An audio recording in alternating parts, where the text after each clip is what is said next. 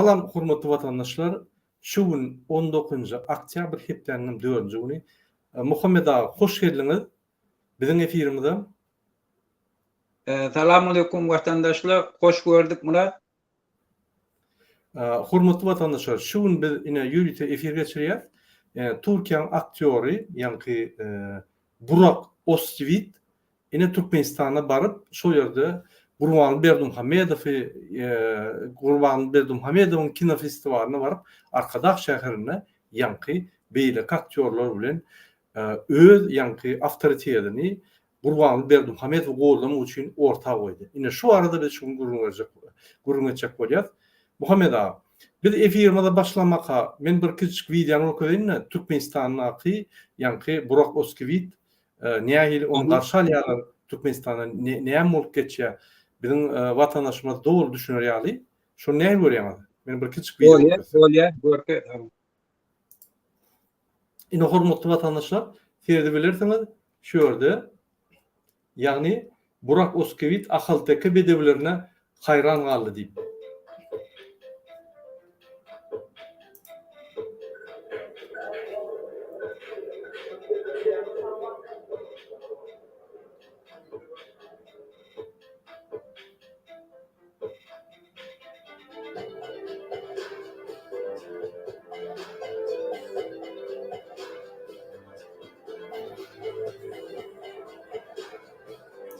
Men bir şunu taklaýyn, şu ýerde bir aktýory okuyyn, şu ýerde. Lütfen şunu. Ine şu aktýor saq tarapda oturanlar bizim ýanky ýüzüňi seretsek, şu aktýor ýadyňyzda bolsa Taksi diýip kino bar Fransada.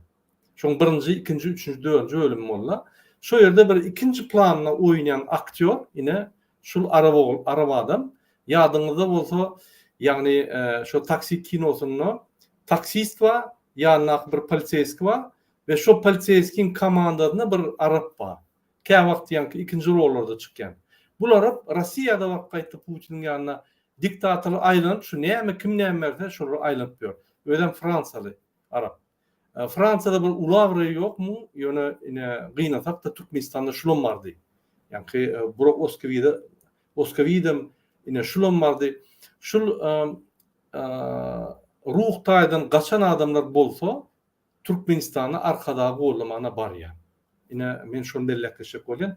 Girin Türkmenistan'da videon dolu seyredelim.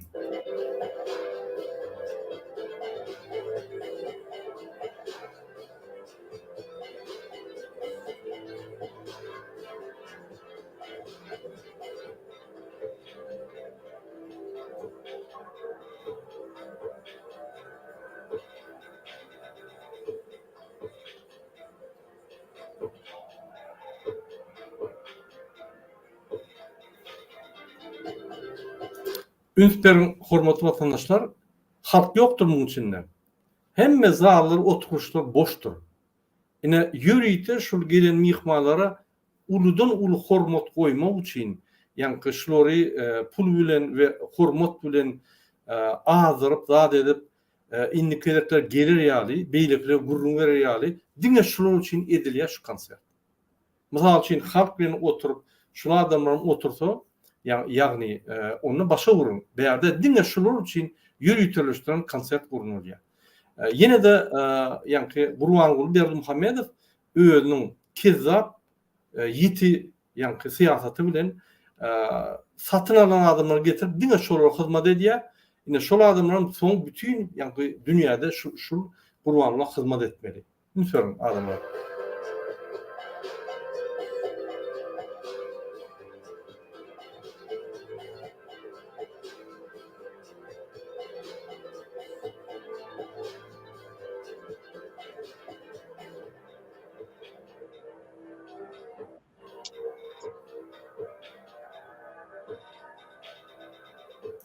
Ine senin maskaraçylyk, ine şu öýlerine aktýor diýenler, Ilayta da şu Burak diýen bir Osmanyň ýanky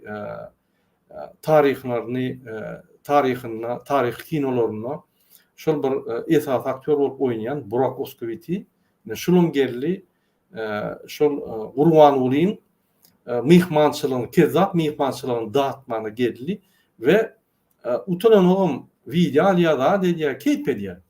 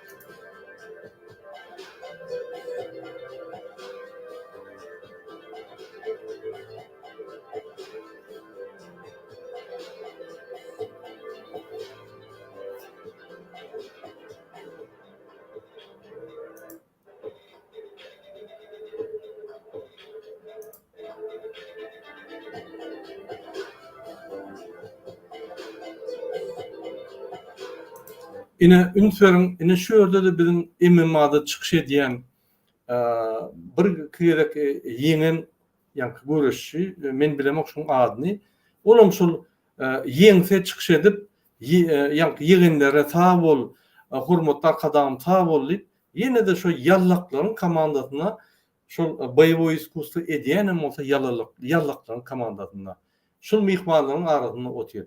Şol bir ýallak gruppany ýasa Gurbanyň öýüne awra ýazyk bolýar dünýäde.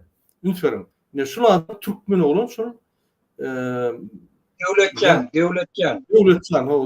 Öýde bir gowy sportsmen ýöne ruh tarapdan ruh başga tarapy giden. Gurbanylygyny we diktator ýygyndar gollak gelýän. Mümkin olmagy kömek edýändir. Ine sen namysyň sportsmen bolsaň olaryň kömek almalylar. Sebäbi şo alynýan kömek, alynýan pullar halktan oğurlanıp sana verilýär.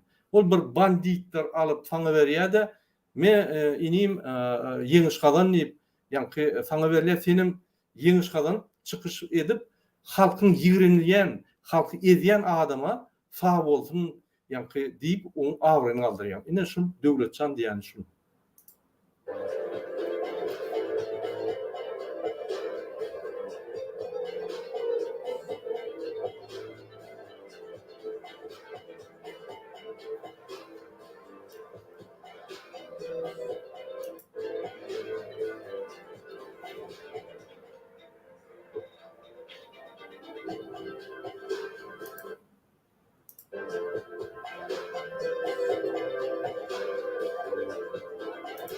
Ine ýalňyza görünme bolsaňyz ine buroň ýanyna ikinji planda artistler, oýnayan artistlerim olaram geldi.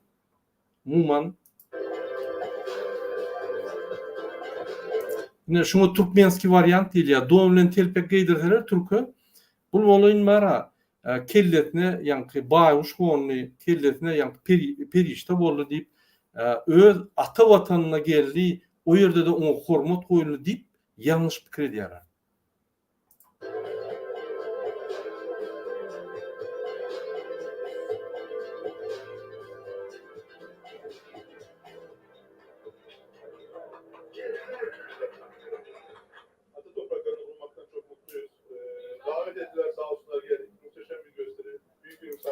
Ine şular ata toprak diýär-de. Ýöne bular ata toprağa gelip ata toprağı basyp alan bir bandit, kezzap, Gurbany Berdimuhammedowa hyzmat etmek üçin gelen adamlar. Bular öz sözlerini ata toprak diýip bolýan, mümkin bular düşünýänem däldir. Ýöne hakykatdan şular gelip Gurbany gollap Türkmenistanyň diktaturasyny gollap oň awraýyn dünýäde galdyrmak üçin gelen adamlar. Bu diktator Türkmen halkyny ezip otýar. Psikiktadan kelleti giden o zatlar sebäpden ok sebäbi pullar, berilýän pullar, berilýän awraýlar gözlerini dogry ýumdy. Hem Aşgabat hem Akradağ şehrini gezip gerçekten muazzam güzel şeyler inşa edildi. Ne ünsörüm, şol Burak diýýäni şol ýa-ni Türkiýanyň hakyky gahrman aktýory. Türkiýede köp taryh kinolarda çykyş edýär, ýa oýnaýan esas rollaryny. O ýerde namusçyň, ar namusçyň, uly ruhly, ýa-ni ahlak taýdan dogry, gahrman, hakyky zulüme garşy görüşýän, hakyky ýa sada adamlary halkyň tarapyndan her wagt durýan, görüşýän adam kinoda bir geroy, ýa-ni gahrman ýöne hakykatda bolsa ýallak gruppasy bilen gelip ýallak hereketlerini edip bu gapdyna döwlet çanan boşup ýagny Gurban Ulyň ýalamaly ýerini ýallap bir maskaraçylyk. Ine şunu Türk halky görýän bolsa ine men size aýdýan uly hormatly Türk halky ine şu ýaly siziň iň hormatlanýan aktýorumyz Jennifer Lopez ýaly gelip bizim diktatorymyzy ýalak edip otyr. Bize bu maskaraçylyk gaty bizi gynandyrýar. Biz Türk doganlarymyzdan bular ýalada garaşmadyk. Şunun bilen Burak aktivistiniň ýa-ni Türkmenistanyň halkyň arasyna awraý noldan pese düşdi. Ine hakykatdan hem bolup geçen zatlar. Buraya geldik, çeşitli işbirliği projelerimiz olacak. Türkmenistan'da o Ine şöyle geldik, bizim bir iş proyektimiz bolacak şu ýerde. Bular bara de öz biznesini, öz proyektini ýa-ni pikir edýär. Şo ýerde edilýän türkmen halky bar. O ýerde şol bular mihmançylyk alýan, bular çağıran diktator dämi? Bular paýhyna edýär. Pula satylan ýallaklar diýilýär o. Ertir kimirçen sonra çağırsa da o ýerde bar, o ýerde bir proyekt tapyp projektimiz bar. Bize mine beýdýät diýip Türk halkyny dogrudan pazor edýän, Türk halkyny şu kanalizasiýanyň iň aşagyny gömýän ekranda gahrman hakykatdan hem ýallap ine şu ýaly Türk aktýorlar gynatan Türkmenistana gelýär. Oň arasynda döwlet çanam bar. Osman ve Alparslan'la beraber yapabilir miyiz düşüncesindeyiz. Onların davetiyle geldik. Sağ olsunlar bizi gayet ilgiyle karşıladılar. Bugün de gün boyu yoğun bir programımız var. İnşallah bu büyük projeyi de hayata geçireceğiz. Sağ olun. Ine hormatly adamlar beýik projeyni netip bolsa boljak diýip ýa-ni ine şular nime diýer. Ine iksan ýallak üns berseňiz ine bir ýallak Gurban Ulyň we ýegenleri ine öwýän bir ýerde ýeňiş kazansa böküp ýa hormatly arkadagym zat diýip öwýän. Beýlik ýallagym kinoda gahrman hakykatdan bolsa ýa-ni diktatorlaryň ýyzynyň ygap ýören ýallak. Ine iksan ýallak. Ine men şunu ofisiýal aýdýan demokratik opozisiýanyň adyna. Utanmanym surata düşýär.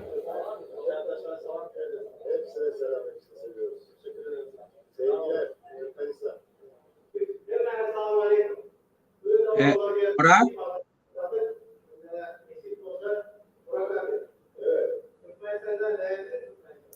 Indi bular nämemiş? Bire ýa-ni boýowy iskuswada gahrmanmyş, beýlek hem kinolarda gahrmanmyş. Ine şol öz awtoritetlerini Gurban Ulyny gollamana gelen adamlar ýürüýte. Ýa-ni ýallak komanda goşulyp Türkmenistan şol Gurban Ulydan kösünüp Gurban Uly watany oglap, pullary oglap, bütün haklarymyzy oglap ýören adam şunu çağırıp pul berip oýnatdyryp, öýlerini oýnatdyrýan aktýorlar boldy häzir.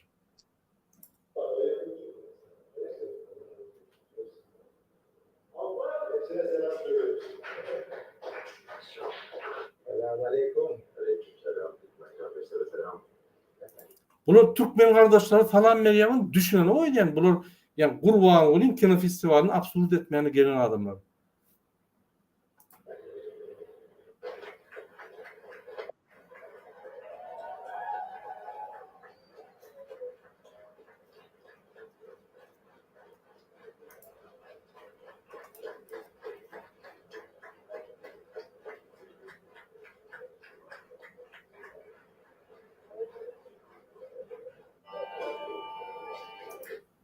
Ayni ýygyny görsem görmeli.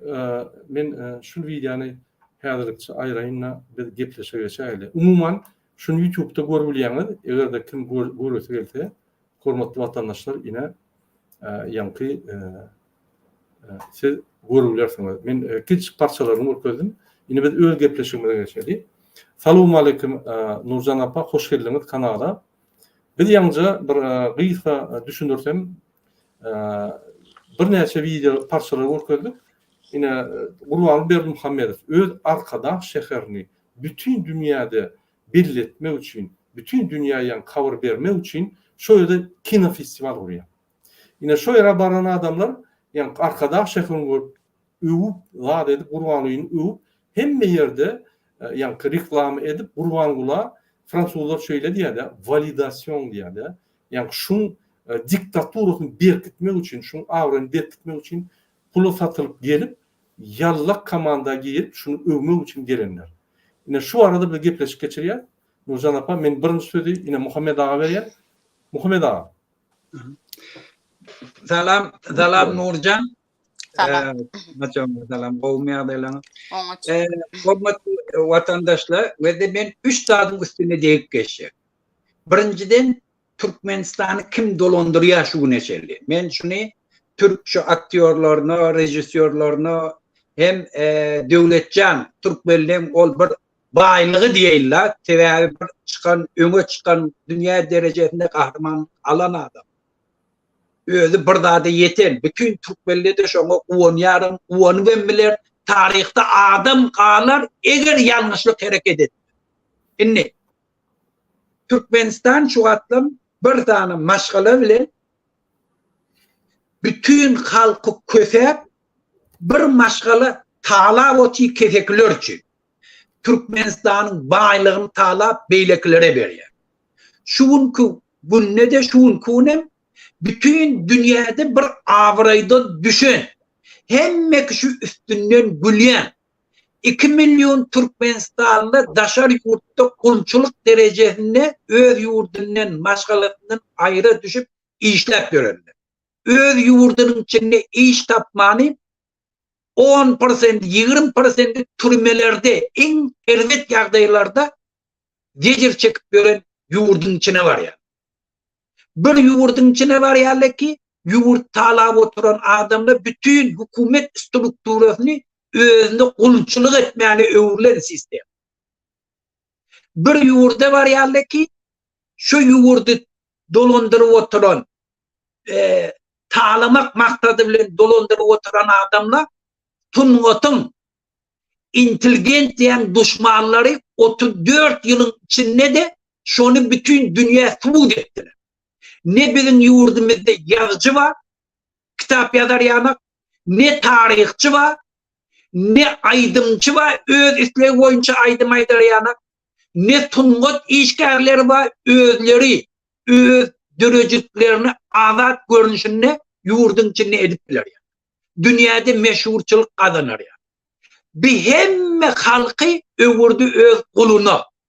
Çağaları dine çareler geçirmek için studentler, okuvçuları çareler geçirmek için doğrulap onun önünden çıkarmaya gidiyor.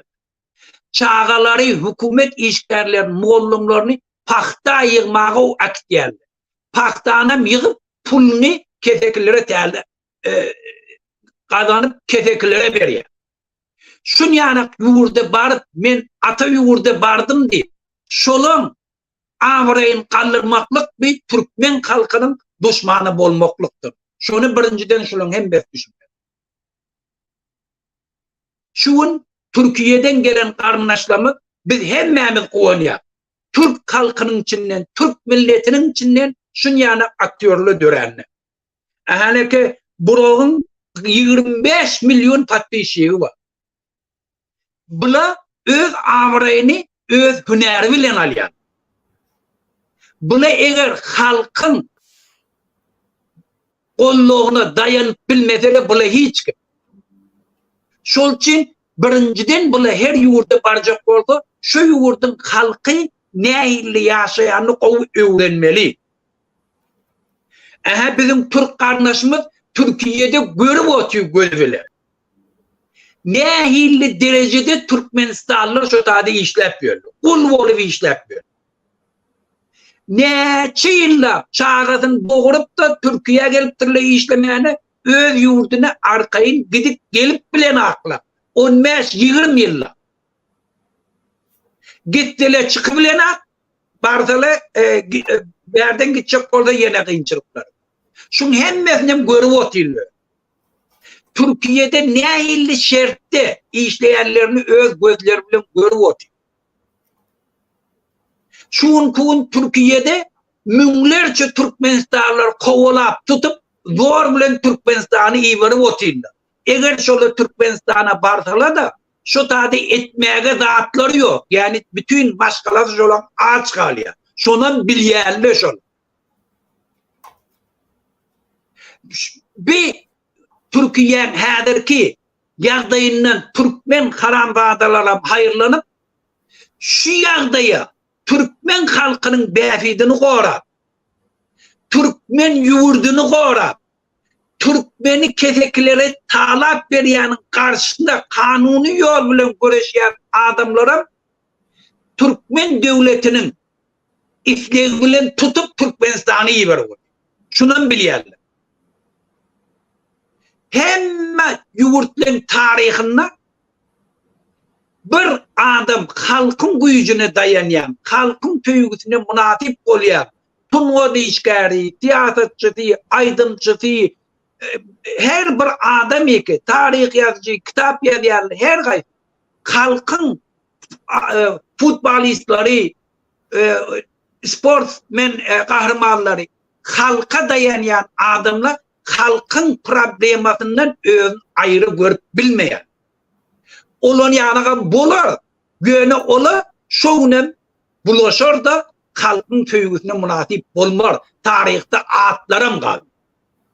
Şunun için on yanına adamlara adam daklan, kan bağışısı değilen, şah bağışısı diyen, şahın iti değilen, yanakçısı değilen, şu şah gitti de direyen dağıtlar gitti de ola da kuturuyor şu. Göne aktörler, şairler, yazıcılar ola hemişelik bir tarihte kaldı. Şolun kalmağıyla bir halk bir millete uğurluyor. Şu millet şuna kuvvanık geliyor. Şol için devletcan yanakta şuna kov düşünmeli. Devletcan kov bile bir haramdadalı ne ettir bir talab olur. Öyle çercevde tebiği kalpte bulunla bir köpük haramdada kömek etmedi. Şunu gördüğü biliyorum. Ben neçe oğlunla bilen devletcanı kovan biliyorum. Etmeliler şu zatları. Eğer hemişelik avraylı olacak. İnni ikinci men ayçık olayandadır.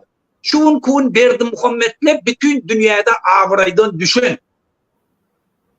Eğer avraydan düşmedik olsa dünyanın önünde diktatör devletleri de köp.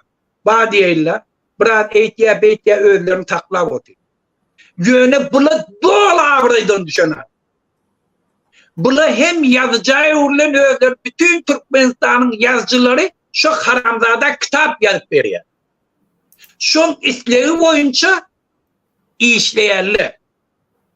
Şun isleyen adını yazıyor. Aydımcılığı da dine şun isleyen aydımlarına ihtiyar. Şun isleyen maşinlerinin yerine şun isleyen eşiklerini giyiyor. Şol için bütün dünyada maskara olur. Halkım inni ayağı kaldı, inni halkın içinde tədiden avrayı nemetçik olup, halkın ağzından çörek alıp, şık mihmallar çağırıp avray alacak oluyor. Bunu da şunu düşünmeli. Siz bir yurda var yani ki, bu haramdadan bir köpük buluyor. Bunun bar sizin önünüzde koyuyan naharları, şu çağılan ağzından alıp, Türkiye'deki milyonlarca Türkmenler kul olup gören adamdan ağzından alıp size koyun öldürüp veriyor. Çağaları zorlap, studentler zorlap getirip sizin önünüzde tam ettiriyor. Sizin önünüzde nahar pişirt yerle, sizin önünüzde güllür yerle. Giyeceğin değil şoları yatıran aklı. Siz şu yurda vardınız. Şunu şolu kov düşünmeli. Sizin geleninizi bütün halk beğenip biler. Böyle Türkmenistan ol yurt de halk öz kahramanlarına konup biler yani. Ol hemme adı zor bilenir. Ol sizi getirip yine de Türkmenistan tağılacak oluyor. Eceleri çağrısından ayıracak oluyor. Yine de Türkmenler daşarı yurdu uğradım kulçuluğunu devam ettirecek oluyor. Yine de türmeleri dolduracak oluyor. Şol için siz şonu kömek ettiniz. Şonu düşünmeyin. Dünyada en avraylı her yurdun avraylı aydınçıları, aktörleri, rejisörleri, sünnet işgərləri, sportmenleri hemişe halkının içindeki bardatları derrov halk bilen raydaşlık bilir yani. Halkını kollayan. Türmeye gidecek olsa da şonu kollayan. Yani İran'da neçe tane aktör, sportmenler İran'ın halk ayağlarına öne çıktılar. Halkın karşısına gitmeyen deyip eyyem hükümete duyduruş verdi. Şol için bu aktörler, sportmenler de şunu bilmeli. Siz şu atlı Huday Teala Adam Havva'nı demeden kovunu beheşten ne için almaydın deyip. Allah Teala alma iman deyip nemet ya. Bula da alma iye şu iyen için, şu şehvet için içinde övler etkermen var ya iye sonra beheşten kovuyarlı adamdan hemen bolanam sonundan neyende de. Ayça Kolyan'ın bula da bir tane şeytan size almaydır o diyor. Sizin on üstü bilen gelen avrayını size avrayı getirmeye. Sizi bedbaht etti. Şuun siz şu tak bardınız. İnne ol Fransızla bilen, beyleklerle bilen on yana edene. İki Türk bilen yankı Türkmen sportmenini hem yere akıdıp hem yerde onlara fiilo hürmet etkenini onları oynayarlı. Şolan her bir Türkmenistan'a daşar yurt oldu. 3-4 tane KGB'şnik iğne düşüp oldu. Bütün Türkmenistan'ın inteligensiyenin dargadan metodu burada KGB'nin metodu. Her bir adamı oynap şon keyif uğruna ne edecek olsa ruhsat verip onu videoya düşürüp şon hem de taktlaştırıp son şonu dudağa salıyor. Hadiren Türk rejisörlerini dudağa salıyor.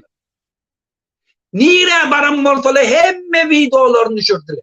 Atelin içinde, tuvaletin içine girdin, duşun içine girdin, yatıp duran yerlerini hemmesini KGB video düşürdü. Ne ola? Bu haramdadan dudağını, şunu bildirdiler şu rejisör. İnneti hiç vakit açık öz fikrini aydı bilmersiniz. Sever KGB'nin eline sizin edenettiliğini bağ. Sizin yanınıza kıyız getirenlerle, arak verenlerle, triyek verenlerle hem merak edenler. Şolun hemmesine video düşünün. 34 yıllar şu haramdadılar şeyittirip, biznesmenlerden dinliler, Türkmen inteligensiyerini bedbaht ettiler, yazıcıları, edermen adamları bedbaht ettiler şeyittir. Niye adam? Hemmesini ağırlap dudağa sal. Putin hem şeydi bu. Putin hatta Trump'ın karşısına şolar kıyıdla bilen video düşürüp Trump'ı kıstav oldu. Bir KGB metodu. Buna da şol oyununa girdiler.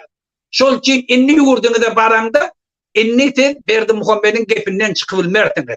Sizden bir karamdada yurlu. Eğer erkek bolsanız, eğer Türkmenleri köyyen bolsanız onu Türkmen problemlerini gelin car edin dünya.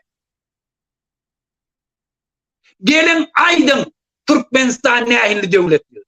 Siz özünüz demokratik devlette yaşayan. Demokratik devletle halk nehirli olmalı. O tayının kıyını görüp otuyorsunuz. Nehirli sizin koyunuzda maymun yana oynayıp otuyorsunuz.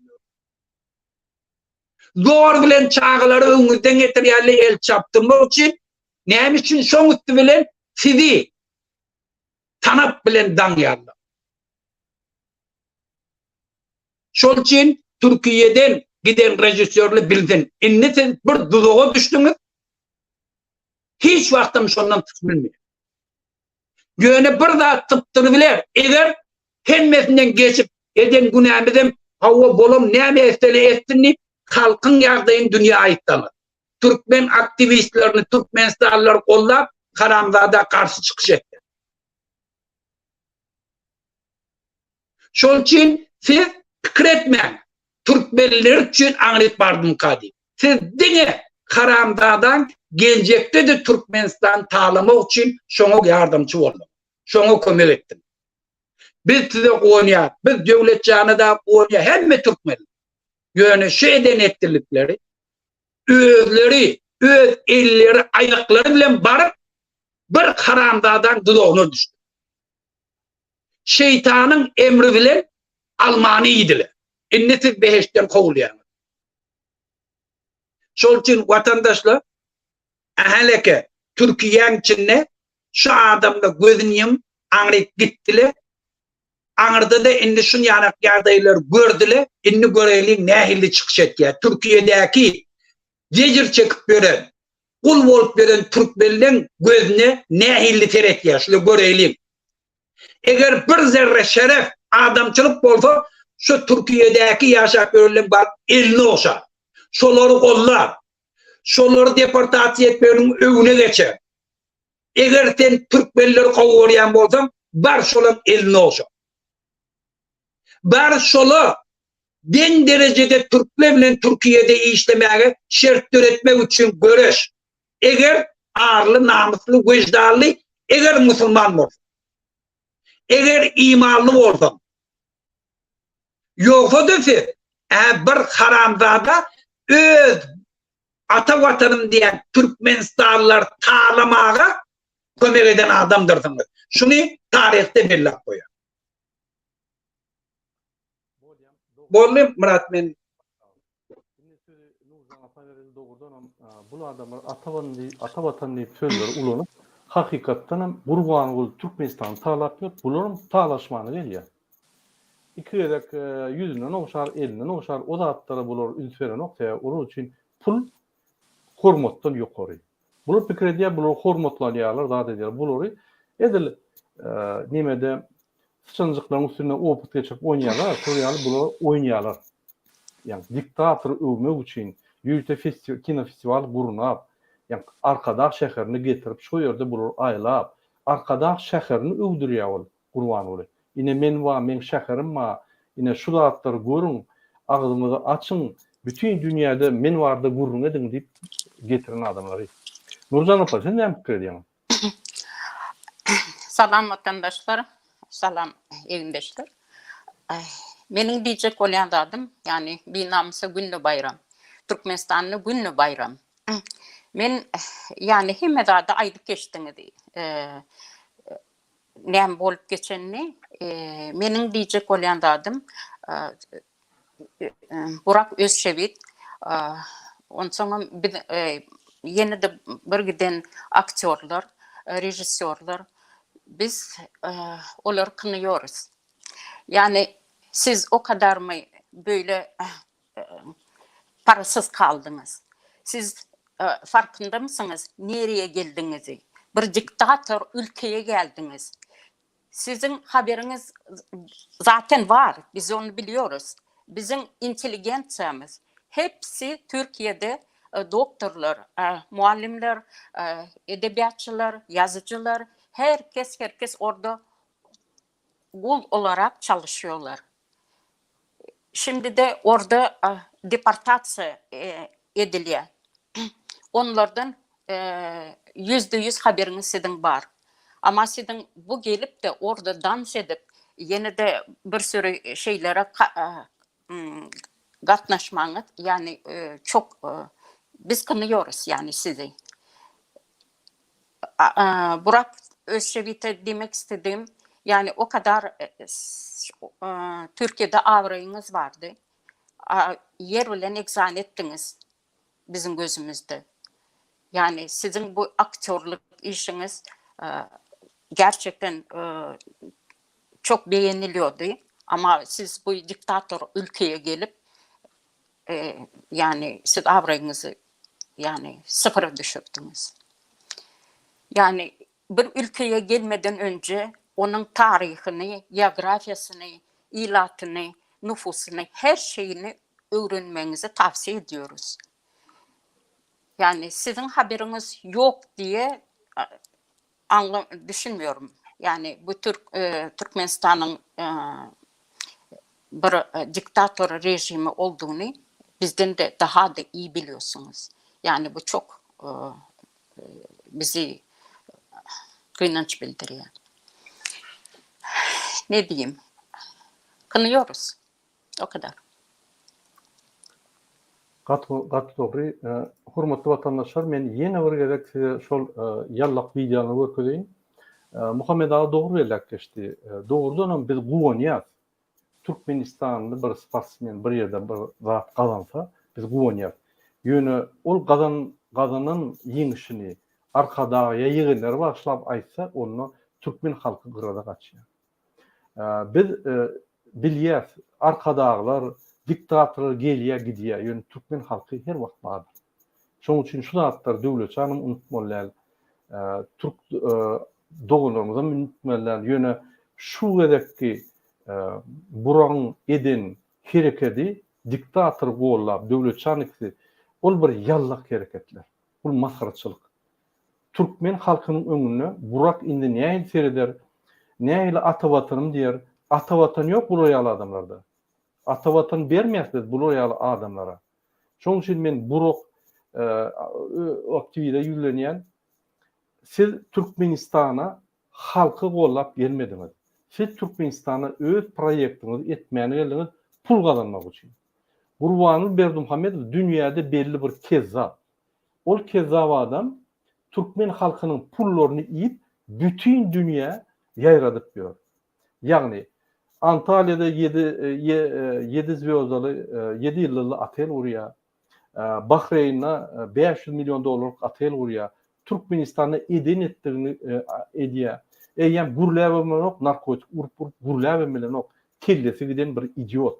Ine şul idiotyň haýyşy boýunça gelip şul idiota hyzmat edip şul idiota ýallaklap onu bağışlap bir topar sözleri aýdyp ol idiotam size yani pul berip sizi gollap sizin yani araňyzy beýlik zatlaryňyzy berip bu masgaraçylyk Türkmen halkynyň öňünden hiç wagt bitmez. Siz Türkmen halkyna garşy hereket etdiňiz. Ine diktator aýrar, siz hiç wagt Türkmenistana gelmeýärsiňiz. Siz inni bir masgara, dünýäde masgara. Dige Türkmen halkyna da dünýäde masgara. Olar ýaly sen buroga ýan, olar ýaly sen Osman ýyliniň ýa-ni ata-babalaryň gelýän adam bolsaň, näçe türkmenler deport tutýar? Näçe türkmenler deport durýarlar?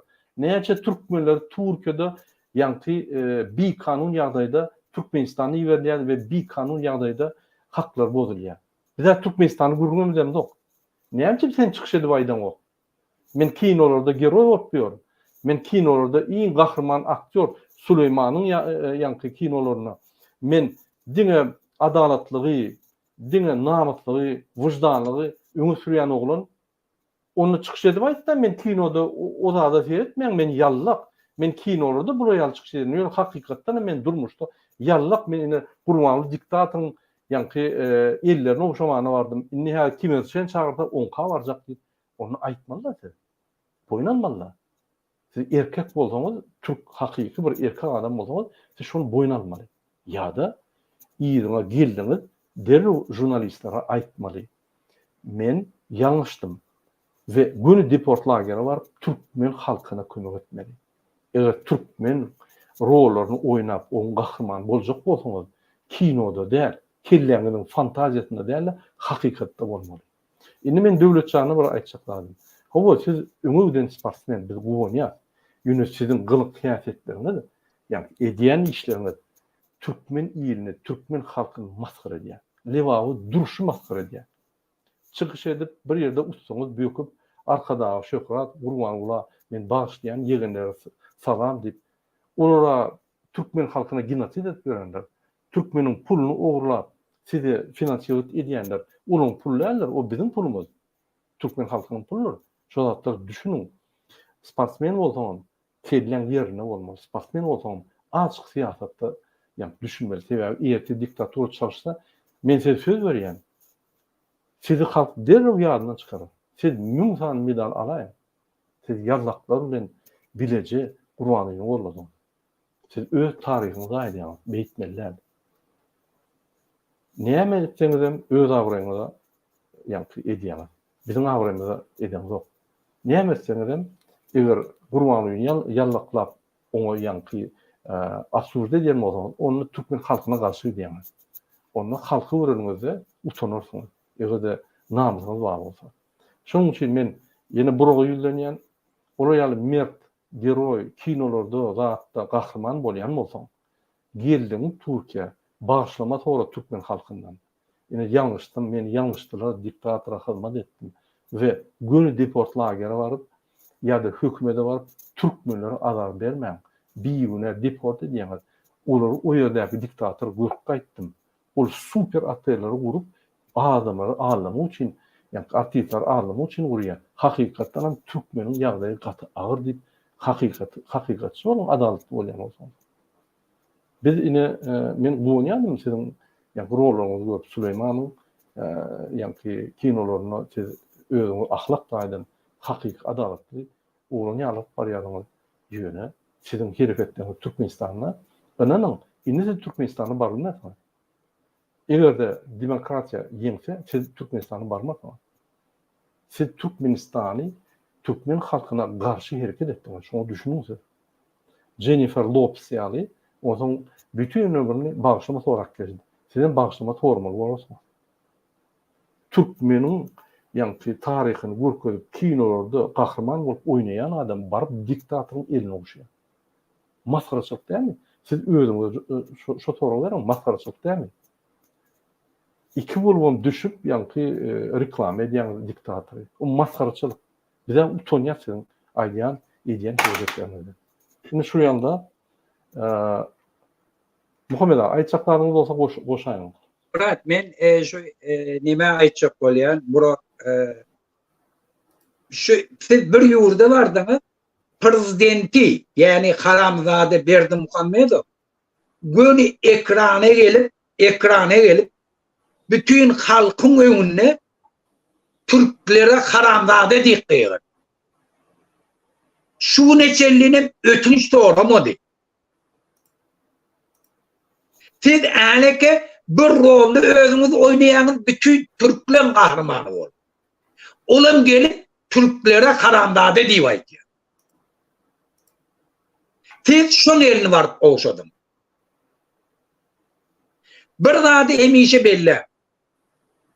Diktator cinayet etýän, bir kanun hereket etýän adam ola wagtlaýynçadyr. Adamzadyň taryhynda hiç bir diktatoryň adyny hemişelik görýän nädir?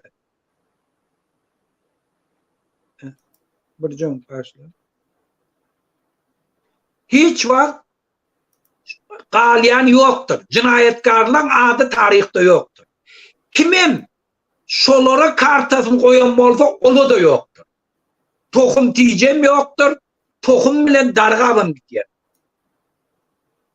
Berdimuhammed diýen haramzadan dünýäde tanamayan adam ýok. Şoň etýän işi dogry diýip birji enedinden dogan adam aýdy bilmer.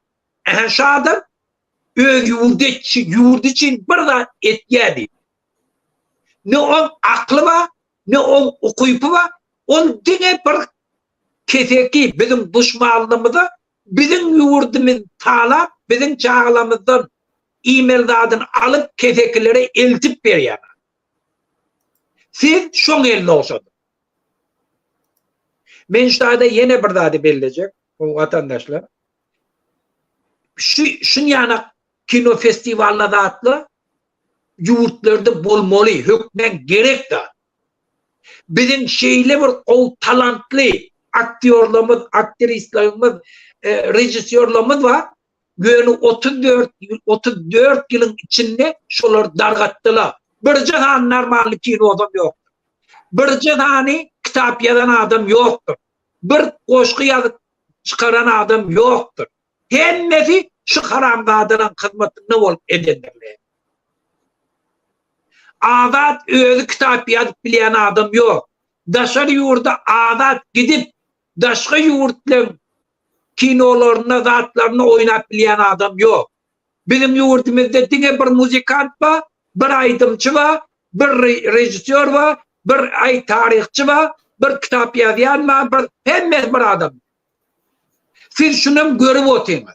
Ne illi vicdanınızın önüne siz özünüzü araştıracaksınız. Şunu görmedik olsanız boluyor. Yöne siz görüp vardınız. Şol için siz bir karta üstüne dayanınız, bir adam üstüne hazır kumar ettiniz ki şu yakınlıkta da gidiyor. Şomrada ağaydışayarak inni siz eğer Türkiye barıp da Türkmenistanlıları kollamasanız, Türkmenistan'daki bolayan cinayetleri aytmasanız, siz hiç vakt Türkmenlerin hormatına münasip olmaz.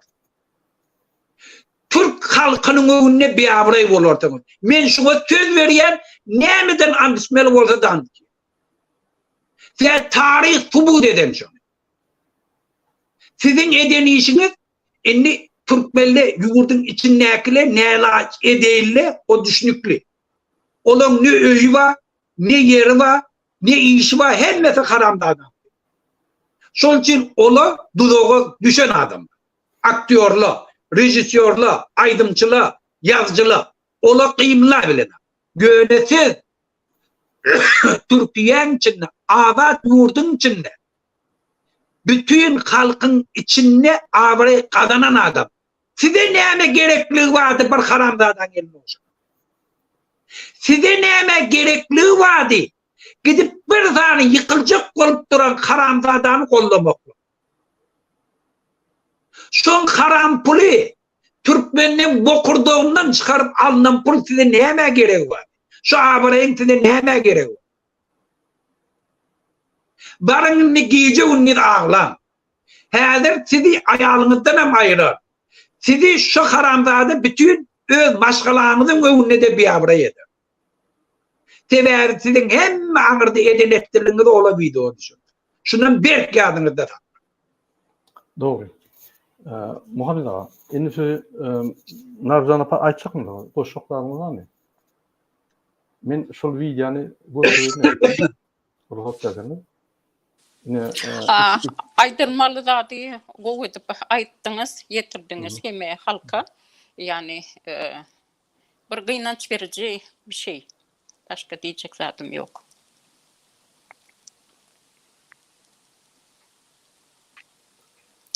yine gelin seyredelim. Yine men şol video cevap vermekam Kaşpirovska yüldönyen yine şöyle bir topur account'tan geliyor. Farhat meselesi boyunca biz sizden soracak. Yürüte çıkış tayarlıyor. Siz keresmot bilen cevap vermeli olsanız, näme hareket etmeden, näme beýle aktivistler hareket eden bilýärli. Şoň üçin aýratyn gepleşik bolýar. Şoň üçin men kommentarya aýrýar. Farhatyň meselesi aýratyn gepleşik bol. Ine şol diýerler, Şaygu, Gerasimov, Hadjiyev, где Kaşpirovski, где Farhat? Ine şo ýaly gepleşik bolýar ýörite. Şöyle siz cevap berdim. Häzir biz ine iki tane ýalla Türkmenistan'da vardı, yine şu an gururuna diye. Yani hem meradın öz yeri var. Bunu ayırayanız, bunu eyleyanız deyip aytmalılar. Mesela şimdi Kaşpirovski, Zarina Akhtyamov adına account açadı, şunun adından geliyor. Zarina Akhtyamov biz oturup uğraştık. Katı yankı gen oldu şu adlara. Şunun için oraya provokasiyalar etmeler biz çıkışımız devam ediyor. Hormatly vatandaşlar, gelin seyredelim. Yine şu iki tane yalla Türkmenistan'ın halkından pul ogurlayan diktatörün pullarına zarar olan adamları seyredelim şunu.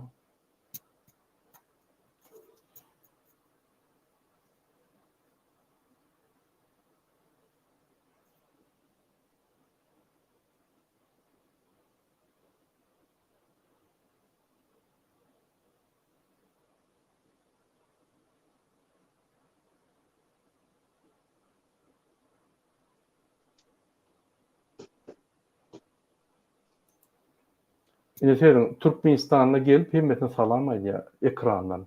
Bir Türkmenistan'ı gördüm kan şunu. Yani gidip oğulary, şäherleri aýlap gördüm ki Türkmenistanyň hakyky halkynyň ýagdaýyny.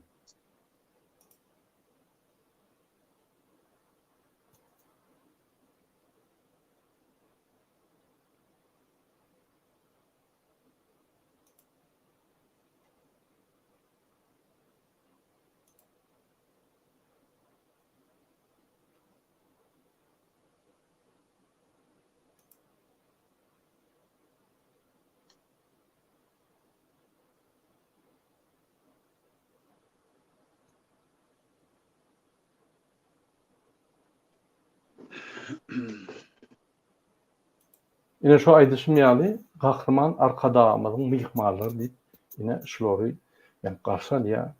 Ol gahrmanyň gadak mümkin şular üçin gahrmandyr. Burag üçin ýa şulaglaryň üçin, döwletçiň üçin, ýöne biziň halkymyz üçin arkada diýen adam kezzap hiç wagt gahrmançylyk eden ok.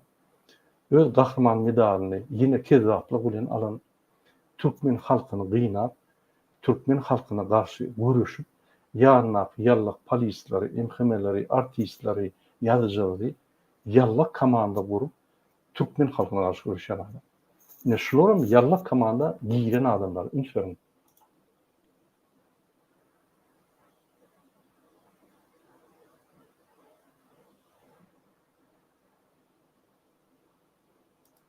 Yan kaýdyşym diýal, bul saýrardyr ol, arkada atýardar, arkada, ýene bir zat.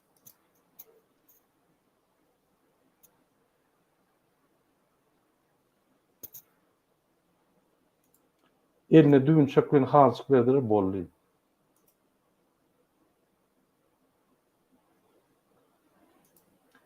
Ünsürin, hormatly vatandaşlar, biz keypini aýdamyz. Ine seýdim şu ýerde. Международный кинофестиваль «Рассвет Аркада». Yani halkara kino festivali Arkada şäheri atly. Arkadaň şäheri atly. Yani kino festivali. Şu dine ad üçin barmandan şöyle. Egerde şul Burok diýilýän bir türk gardaşymyz özüni siýleýän bolsa, türkmen halky siýleýän bolsa, hemme eden kinolardaky obrazlara yani jogap berýän bolsa, jogap berýän alyp bolýan bolsa, alyp bilýän bolsa, şul diňe şul ad üçin gelmediler şu. Ýöne neferden arkasynda şul ad dur, arkasyna Rassvet Arkadaga diýip kino festivali dur, ýani Arkadagyň şäheri adly halkara kino festivali. Şoňa döwletçanam, bulun, ýene de şoňa meňzeşler ýarlaklar gelip, Fransadan geldi ýarlak. Ine şular ýarlaklar bolup, türkmen halkynyň öňünde kino ýasaýarlar. Ýani arkada gollap, arkada legitimlik berip. Şu maskaraçylyk doğrudan bir hiç normal adamy gelýän öňe çykan adama, sportsmen bol, aktyor bol, ol maskaraçylyk. Ýadyňyzda bolsa Putin gorlanlar, häzir gaçyp ýörler. Şu ýa şu adamlaram biz ine demokratiýany Türkmenistany goýup bilsek, hiç wagt şu Burak diýen adam Türkmenistany giýmedi ýalylar. Gelse de bağışlama sorular ýalylar. Yani türkmen halkynyň ýani ýagdaýyna, kyn ýagdaýyna garamazdan, hakyky Türkiýede kyn ýagdaýyna garamazdan, Türkmenistanda kyn ýagdaýyna garamazdan güni arkada gelip arkada festivalyna, arkada gowy sözler aýdyp, arkada gollap gidýär. Egerde ýöne aktyor, ýani türkmen rollary oýnamaýan aktyor bolmasa, hiç zat diýmedik. Ýöne bu adam taryhda türkmeniň gahrmany bolup oýnaýan adam. Ünsürin. Bu näme gahrman bolýar? Arkada ýallak yapýar. Türkmenistanda hatda olar ýallagan ýok, gahrman adam. Bu maskarçylyk. Türk halkyna ýüzlenýän şöyle aktyor görseňiz, din ýüzüne sen näme diýen baryp türkmenlere gynap ýör. Türkmeni gullap bolup işläp ýör Türkiýede. Şol arkadaň ýani alyp barýan siýasatyna senem baryp onu ayağını elini oşak gaýýan, ýalak gaýýan. Sen kim bolýan diýip soraw bermişmi şu Buruk diýen adama. Bu bir utanç. Türk halkyna da utanç, türkmen halkyna da utanç. Türkmen halky şu Burukdan elini çekýär. Bağışlama sormasa elini polu çekýär.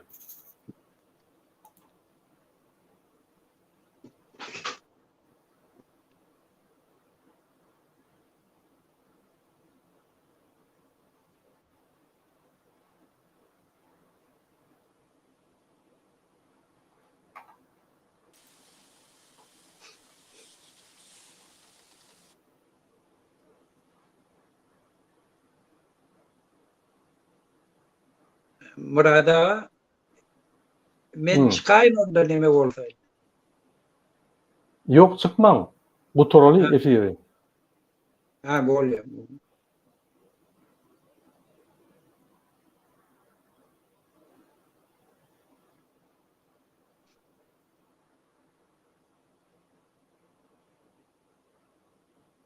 Häzir görün şu wagt Izrail Hamas bilen dawasyny görün, bütün dünyada kim bir duýgusy bolsa eýem çykyş etdi. Öz halkyny gollaýarlar. Her kim öz halkyny her nähili ýagdaýda bir gorajak bolýarlar. A bizinkiler görün näde otýarlar. Utanmany, hyjalat çekmän. Eger şol adam, şu Türk Brok eger bir azıcık arnamasy bolsa, Farhady nirde diýip Türkiýe döwletine sorak ber. Nirde Farhad? Türkiýe polisiýasy 3 tane polisiýasy tutdy, şu neçelin jogap bererak nirde. Bir adam, o da dine bir Türkmenle, bütün Türkmen halkynyň problemasyny beýan edibilen. Dünýäniň niresinde bolsa, şon ýanak adam tutsalar, bütün rejissörler, sportsmenler hemmesi gollaýar şonu. Abla bolsa, baryp karandadan elini olşaýar. Eger Türkiýe döwletini şuňky dolandyryp oturarlar, şunu ýanak bir düzgünçilik etseler, şunu ýanak jinayata ýol berseler, ýa özleri etseler, bilgin erki kun şu buron öz üstünden hem düşer. Şol üçin bugünem hemişelik diýip pikir edip oturmadım. Sizin ýurduňyzda bir Türkmen halkynyň öňüne düşen aktivistini jinayatkary goramak niýeti bilen ýok etdiler, nirdeligi bellidir. Doğru. Yine doğru yerleştiğiniz, yine biz Burok'u izleniyoruz. Burok, eğer siz kahraman deyip kinolarda oynayan olsanız, yine bir tane adam, bir tane Türkmen'e kömek etkiyorum. Farhat Meymankuliyev. Nirede? Erdogan tarafından uğurlanıyor ve nirede? Siz şuna cevap verin. Eğer de şu Türkmen halkına bir zat uğurluk edecek bolsanız, Türkmenistan için ya Oğuz Kağan'ın yankı şondan gelen adama kömek edecek olsanız, yine Farhat Meymankuliyev nirede? Bir adama kömek gördünüz mü? Türkmenistan'ın bir adamına. Dine pul için baryanız ve Gurban Ulliyan bir tezabı hizmet ediyor. Projektimiz var, eylemiz var, beynemiz var. Utonun yıkılacak bolupdur Berdi Muhammedov. Yıkılyan wagt sakna yapılýakka sizden gidip intek elini ayağını yallayan. Ol bir utonç. Türk halkı size jogap berin diýen sebäbi sizde oraya gahryman çykmagy bolsa. Yine Farhat Meymankuliyew kömek edin. Türkmen halkı size hemme ýa-ni Gurban Ulliň elini owşandygyny bağışlar. Şoň üçin yine Murat, ben yine bir zat goşşu. Türkiýeň içinde 1 milyona golaý Türkmenistanly nirde ýatyp durýany bilen akşu. Öz ata watanyny baran ýerlerine, öz watandaşymyz diýip baran ýerlerine, näçe ýyllap işläp görüp ýörenlerine, inni nirde ýatyp durýanlaryny bilen ak. Tebe polisiýaly izne düşüp, dor bilen izini uratýar. Hanisiň Türkmenler söýýän ýerine. Türkmenliň barlygyna gowanýanyňyz. Türkmenler bizim atamız diýeniz nirede? Yalan sözleýär. Pul üçin ola bardyňyz, bir haramzadan elini olşak. Şunu biz hemişe sizin yüzüňize durup ýygyramaýdyr. Egerde biz näde diýen bolsak, gelin ekrana İslenip Türkiye devletinin yol başçısından Erdoğan'dan tut da Burok'a çeldin. Gelin açık efir edelim. Siz ne niyet bilen haramdadan izni duruyor. Gelin subut edin. Bütün Türk devletlerinin önünde, Türk halklarının önünde gelin aydın. Ne için? Bir yurdu öz behvid için, kesekler için o talat verip duran adamı kollayanız.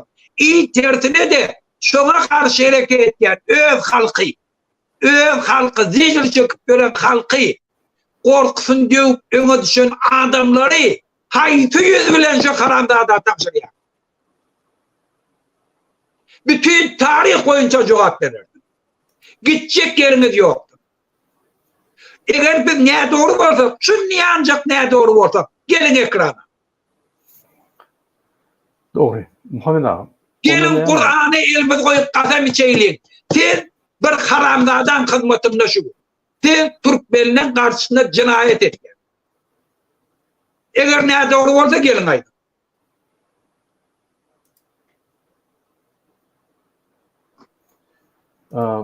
Nurcan apa, senin aytjaklarыңыз var bolsa, aydın olsaň bir efiri bu toraya şunu diyeceğim oldu. Yok. Emme da aýtdyňyz. Halk bilýär, kimin nähil boldugyny, kim boldugyny. Najis Türkiýanyň halky bu biziň efirimizi diňler, bir-birini aýdarlar. Bu Burak Özçivit'in maskaraçylygyny yanındaky ýoldaşlarynyň diýip umyd edýän. Sağ olun. Hormatly vatandaşlar, ine şu günkü bir videomyzy şu Burak Özçivit ve Döwletçan diýilýän adamlar ine yallap toporuna goşulyp Gurban Ulyny gutlamany kinofestival diýip gelenler ine şu adamlara bagşlaýar. Ve şu adamlardan bir indi kelleňizi aýlan.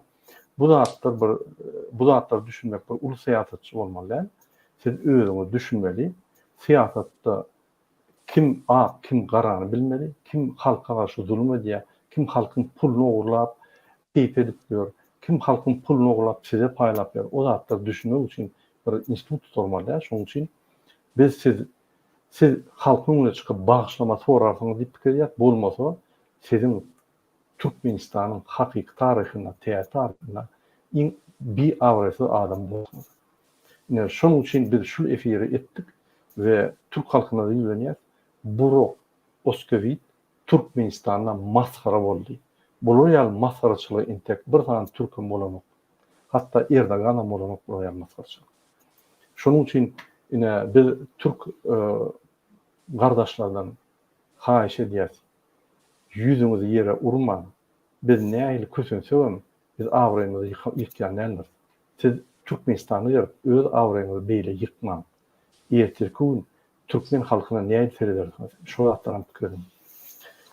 Ondan näme Muhammed ağa, şunuň bilen efir bu toraly. Öyle tabi ol Murat. Köp sağ olun. Efir kurmanın için. Şuraya gelip çıkışydığınızda köp sağ olun. Men ýanymda adamlar ýatyr, men gatyrlar bilen mukbarsan. Nurjan apa sağ olun. Sağ olun. Ona indiki peşkeler çeldi, nesip bolsa ýertiren biz ine başarırsak Muhammed ağa bilen bir çykyş eder. Farhadyň meselesi boýunça da biz hökman çykyş eder. Indiki peşkeler çeldi. Sağ olun, hormatly vatandaşlar, ruhsany açmaň. Biz ýeňer. Bu adamlar Ol hükmen şu günüm doğuşarak ananan hiç vakt bir haramdardı Allah kanunu oy bir dünyada durulyan. Şol için bilad. Girgişim de hükmen yıkar. Hadir 27. Oktyabrda Türkmenistan'la hakiki Türkmenistan'ın özbaşlık olan gününü belleýärler. Bütün Türkmenli daşar yurtta de belli. Şol için haramdardan son görünüp otur. Şol için hem şunyana haramdarda çıkıyor. Doğru diýäňiz. Ine 27. oktyabr ýetip gelýär bizim hakiki azatlyk, garşylyk bayramy. Ýatdan çykarmaň, hükman bir gatnaşma şu bayrama. Onu näme? Indiki peşkeler sağ olun. Hoş sağ olun. Hoş sağ olun.